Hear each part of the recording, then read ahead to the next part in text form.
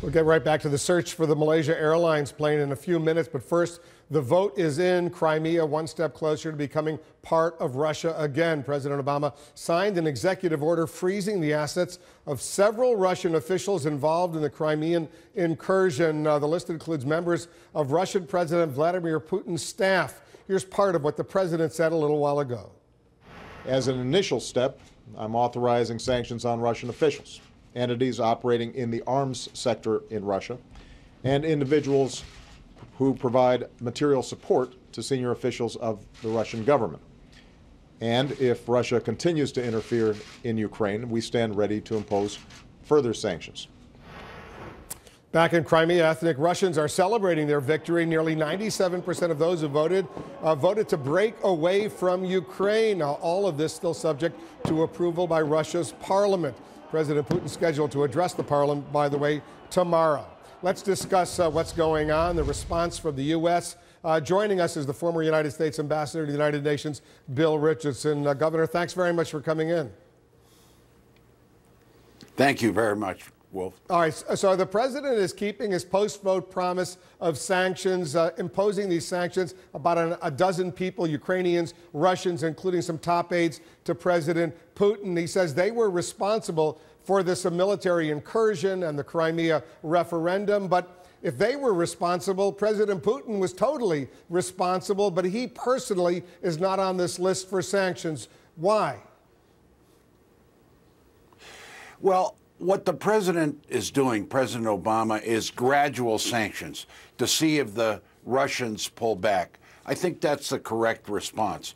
You don't want to have officials like Putin and Foreign Minister Lavrov involved because you're negotiating with them.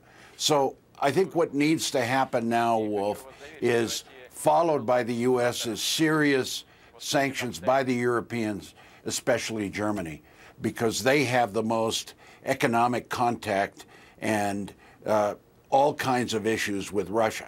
Now, the key issues for us are, what are we going to do in light of this Soviet aggression? I think we've got to take some steps energy-wise, defense-wise. I would bring those missiles back to Poland, some energy security issues like export of natural gas to provide some of our European friends relief from the Russians. But I think you have to look at the strategy short range and long range. You said Soviet, you meant Russian, right? You're not seeing a revival of the Soviet Union or anything. No, but the key questions are the Russians going to go beyond what they did in Crimea? I don't think so. Are they going to go into other parts of Ukraine? And then the second question is, how effective and intensive are the sanctions from the United States and Europe going to be? I think the proper start was what the president did. Now it's up to the Europeans. The key are going to be France, England, and especially Germany. You know, Russia has to weigh what's happening. 10% of their exports have already, a lot of their exports have been affected. Their currency's gone down 10%.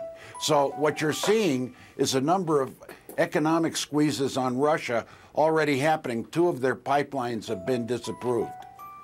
But you know that the Russians, by all accounts, they're going to respond to the U.S. and European sanctions with their own retaliation, if you will. This thing could really escalate. That's right. It could escalate. But Russia has to really be careful because so far they've been on a roll. But now when the sanctions start to bite, like those 2 pipelines that weren't approved by the Europeans, like economic sanctions that would follow from Europe and Germany, possible economic sanctions from the United States. You know, there's a lot of Russian investment in America. Yes, the Russians can retaliate, but they also have to recognize that in the region, for instance, they've got problems with Poland. We should enhance our relationship with countries like Azerbaijan, some of the former Soviet satellites. And it's important that Russia view this in the context of not just rekindling their old Soviet empire, but their relationship with the West. This is an interdependent world. We and the Western countries, Europe, have leverage over Russia. It's mainly economic, through trade, through energy, through all kinds of economic incentives, and at the same time we can put them in a political isolation. So Russia's got to be careful. This is not just a one-way street. Bill Richardson, thanks very much for joining us. Thank you.